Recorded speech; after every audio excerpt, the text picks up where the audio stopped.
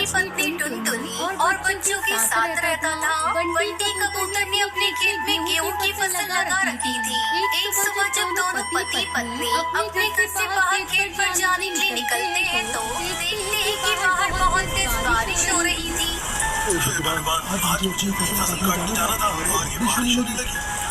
बारिश देखकर बीबी भी बाहर आ जाती है। तुम दोनों यहाँ क्या करने आई हो? हम दोनों भी आते हैं। तुम घर के अंदर जाओ। अगर घर गई तो बीमार पड़ जाओगी। तब तक आप लोग कमेंट में बताएं 100 into 6 कितने होते हैं?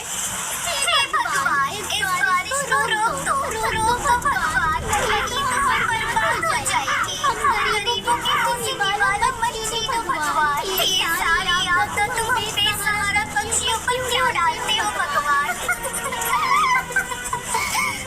मैं घर जा रहा हूँ। भाग्यवान तुम अपना और बच्चों का ख्याल रखना। मैं जल्दी लौटाऊंगा।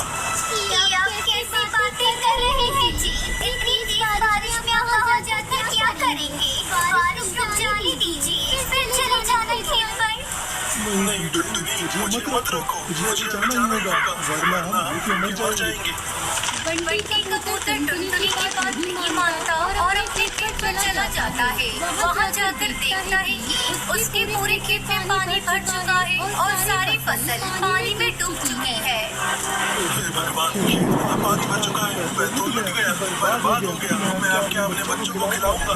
कैसे पढ़ाऊंगा? और इस पानी मौसम में मेरी मदद करेगा। ना ही जंगल में कुछ खाने को मिलेगा। मुझे जरा भी ऊपर दया नहीं आई। बंटी अपनी फसल देखकर आंसू बहा रहा था और उधर टुनटुनी परेशान थी। घर में पानी भर चुका था।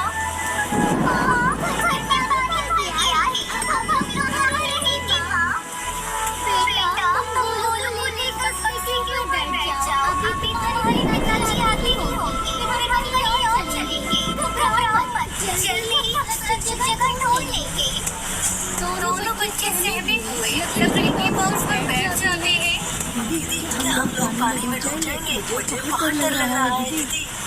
डर तो मुझे भी लग रहा है बोलो। पिताजी आते ही हम दूसरी जगह पर जाएंगे। पानी के बाहर को पुराना घर सहन नहीं कर पाता और ये दरवाजे के साथ टूटकर पानी में बहने लगा।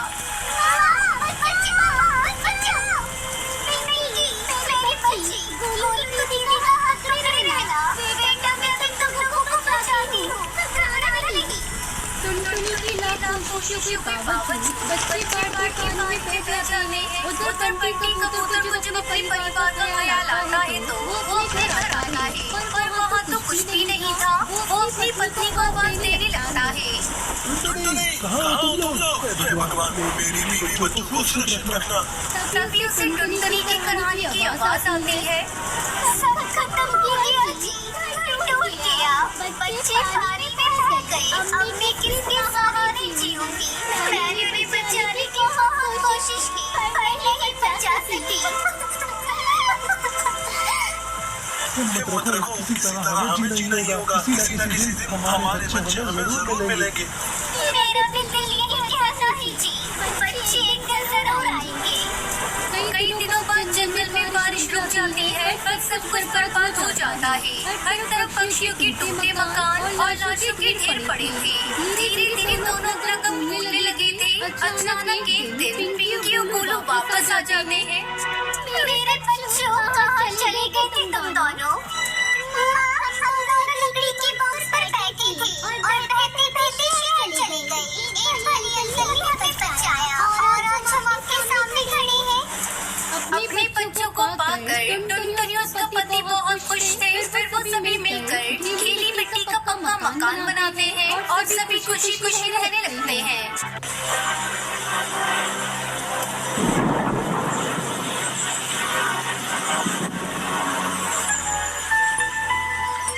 मनाली के जंगल में सुनहरी चिड़िया मीना टुनटुनी चिड़िया के साथ रहती थी। कई महीने पहले उसके पिता कालू कौवे की मौत एक गंभीर बीमारी के कारण हो गई थी।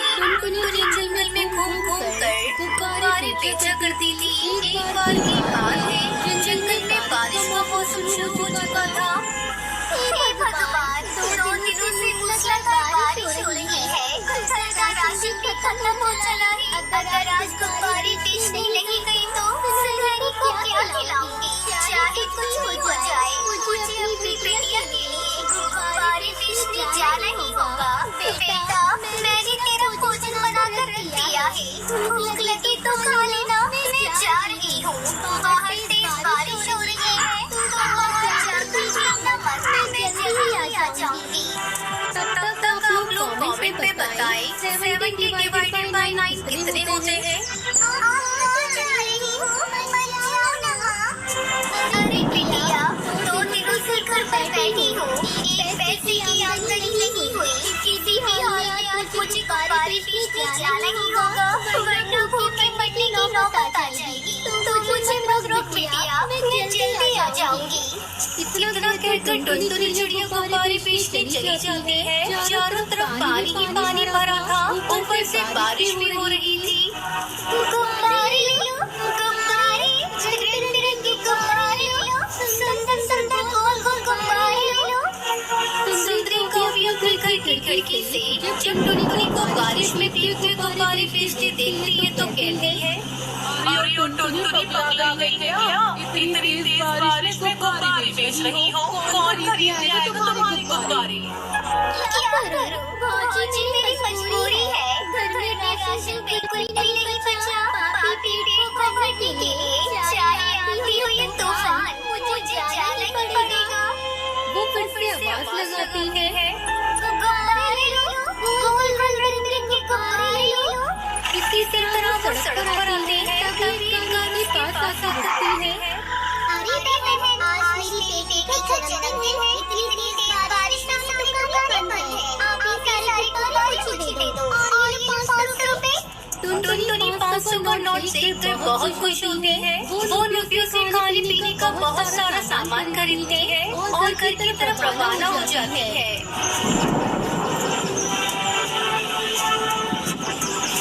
और वो पानी में डूबने लगते हैं। उसके हाथ का थैला भी पानी में गिरकर बहने लगता है।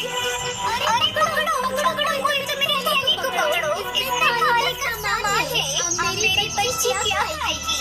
बहन, जल्दी से मेरा हाथ पकड़ लो, नहीं तो पानी में डूब जाओगी।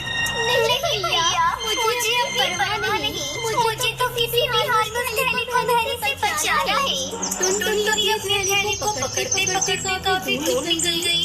2 दिन बीत गए। टुनटुनी को कुछ अता पता नहीं था। उधर सुनहरी चिड़िया का रो रो कर बुरा हाल था।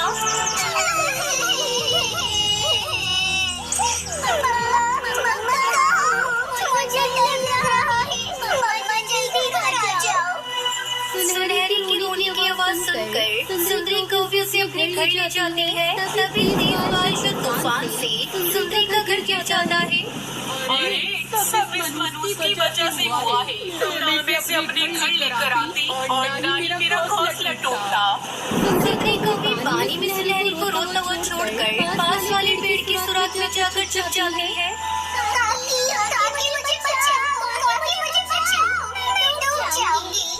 लेकिन सुंदरी सुनहरी को नहीं बचाती। चिल्लाते चिल्लाते सुनहरी बेहोश हो जाती है और जब उसकी आंखें खुलती हैं तो अपने सामने अपनी माँ को पाती है।